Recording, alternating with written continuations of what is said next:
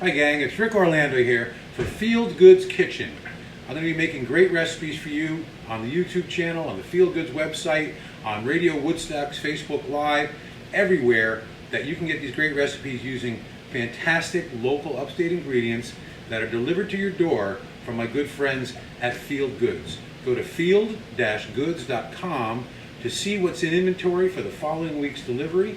Get your stuff, stay home, stay safe, and cook clean and local food. So today I'm going to make a fabulous summer harvest pasta.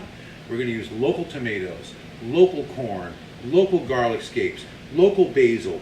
We're going to use an amazing, delicious goat cheese from R&G Cheesemakers. This is a honey goat cheese. We're going to use Foglini pasta. Almost Italian, but it's from New York. And this is sriracha pasta, sriracha fusilli. Totally awesome. And we're going to use a prepared tomato sauce. I know you think I'm crazy, I would never do that, but this is delicious and simple. It's from Hudson Valley Harvest, and it features local tomatoes and basil. Very simple, very delicious. So the time it takes me to make this recipe, you can do it too, because I'm cooking it all live. So we're going to make three things. We're going to cook our pasta, we're going to make our sauce, and we're going to make some garlic scape pesto. So the first thing I want to do is, I got a nice pot of boiling salted water rolling. We're going to make a beautiful dish of this Foglini pasta. This cooks in about 6 to 7 minutes. So, in she goes. Let's give it a stir. We'll let that pasta cook, and while the pasta cooks, I'm going to make some garlic scape pesto. So garlic scapes are what grows out of the actual clove and turns into a flower, and you have to clip these off when your garlic is growing, otherwise it'll take all the energy away from the cloves. So they're obviously very fibrous, but very delicious. So what I do is I cut off the hardest end, and then you just want to cut them in pea-sized pieces against the grain like this. Uh-oh, they're escaping like this, so that you're not going to get the fibers in your bite, right? You roll them up, come over here. Chop, chop, chop, chop, chop, chop, chop. See how small they are? That's what you want to do. That way, there's no stringiness, and you get that beautiful burst of garlic. So what we're going to do here, I have a bunch I already did. We're going to use about half in our pesto and half in our pasta dish. So we're going to use a blender instead of a food processor, because these are fibrous. We want to puree them well. And the great thing about a blender is it pulls everything down and gives it a good grind. So we have our beautiful garlic scapes in there, a generous pinch of salt, and I'm going to add a nice handful of fresh basil. Now, I'm not using any nuts or any cheese in this. If you'd like to, you're welcome to, but I want this to be a simple, pure pesto that we're going to drizzle on the pasta at the end. So the other thing we're going to do for this is we're going to use my favorite neutral oil, okay? This is Susquehanna Mills. This is a regional from Pennsylvania, but fantastic sunflower oil, which is neutral in flavor, very mild, and is never GMO, as opposed to other neutral oils. So we're going to put about a quarter cup of oil in there, and then we're going to use one of the great Italian secrets of cooking, a little bit of water. We need water, which is going to help to make it a puree. And now we're going to have some noise. Are you ready? 1, 2, 3, 4.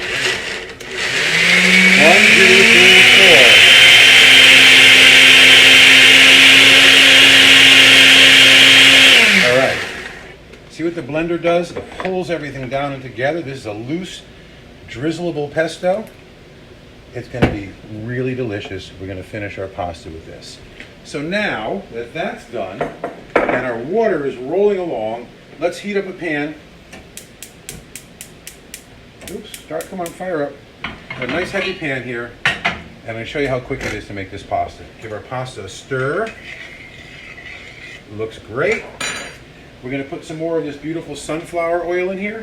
Now you could use extra virgin olive oil if you want, but I want to really let the flavor shine and not have any kind of spiciness or bitterness from the oil, because we're going to get our spiciness from the sriracha pasta and our little garlic scapes.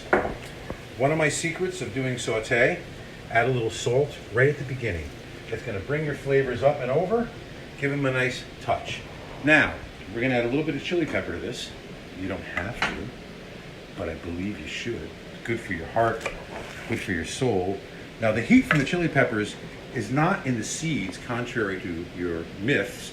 It is in the ribs. So if you want to remove the heat completely, you can take the ribs out. I'm going to leave a little bit in there, and the lower you get, the further to the bottom of the pepper, the less spicy they're going to be. So let's just do a quick dice-a-roo on these, just like this.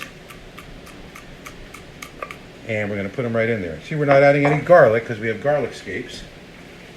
The next ingredient we're going to add is corn.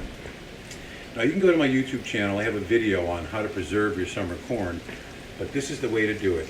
I took a couple of ears of corn, I cranked the oven up to about 400, and I cooked them for about 20 minutes until they look just like this. They're cooked right in the husk. They steam right in the husk. I let them cool down a bit. So what we're going to do is we're going to, look, shuck them just like this. This corn is like candy right now. Catskills corn is some of the best corn in the country anyway. And we're going to cut these off the cob. If you want to do a lot of this stuff, I would say get a dozen ears, roast them, cut them off the cob just like this, put them in the freezer, and in the middle of winter, you can have the flavor of local corn. I like it in nice big chunks like that too. All right, so we have our corn right ready. We have our, oh look, we got a good sizzle going here. So this is getting a nice little cook. We want to get the garlic scapes to shine, but we still want that little bit of crunch. One quick check of my pasta. Almost there. Okay. Let's take this corn and put it in the pan. You ready? Corn's going into the pan. Give this a quick wipe. Add the rest of it. Why not? And let's give it a stir. Okay, we already added a little bit of salt. We don't need more. There's also salt in our pesto. So now that everything's kind of set up, let's get our tomato puree. So this is this beautiful Hudson Valley harvest. It's just tomato and basil, kind of smooth. We're going to add it to the pan. And then again, another great Italian trick. We're going to add a little bit of our salted pasta water that has some starch in it to build our sauce. And now we're going to turn off the heat. And we're going to get our beautiful goat cheese. So this is our honey goat cheese. We're going to put it in there. And while the goat cheese is in the pan and the heat is off, I'm going to take a whisk and we're going to make this nice and creamy by whisking this in. You have a couple little lumps, it's okay, but really, you want to whisk the goat cheese into the sauce, just like this, okay? So that alone, just get out a spoon, you can eat that. But let's check our pasta, shall we? Our pasta is just there. It's just al dente. We're going to put it right in with the sauce, turn the heat back on. Get it? Yep. Put our pasta in here. Told you, this is easy. 5-6 minute dish. The time it takes you to get the water boiling and the pasta cooked, you should be done. All right? Now remember, we added a little bit of that pasta water to here. We're going to let it cook out and tighten up. Look, we're giving it a nice toss. All that beautiful flavor, the goat cheese, the tomato, the basil is in our pasta. Now we're going to do a couple things just to freshen this at the end. We got a nice, pretty pasta bowl here. What we're going to do is we're going to take this pasta. It's evenly coated. Don't forget, the sauce is a condiment. It's not the meal. You want all the pasta to be nicely coated, but you don't necessarily want to have a bowl of tomato soup. So this pasta is perfect right now. A little bit more. Some of those scapes, some of that beautiful corn. You're playing off the sweetness of the honey goat cheese, but the tang of the goat cheese, the sweetness of the corn, the spices, sriracha. So now we want to add a little freshness. What we're going to do, we got a beautiful local tomato. Look at this. We want to add some freshness to this. So we're going to slice our tomato, one nice slice like that, and I'm going to give it a dice. And we're going to sprinkle the fresh tomato all over the top of the pasta, like this. We're going to take our beautiful pesto that we made with the garlic scapes and basil. I'm going to drizzle it on top like this. And then we're going to take the last little bit of goat cheese that I reserved, garnish it on top like that, give it a little wipe, and if you are like me, before you eat your pasta, take a look. Isn't it pretty? Now you're going to give it a little toss, and that pesto comes to life. You can smell the pasta cooking the pesto. I'm Rick Orlando. This is Field Goods Kitchen with Rick Orlando, featuring great local ingredients. Go to field-goods.com to order your ingredients to make this dish and many other dishes. They've got a huge inventory of meat, groceries, produce, fruit, and it's all local, and I get to eat the reward here. Thanks for watching. Thanks to Radio Woodstock. Thanks to Field Goods, and thank you all for watching.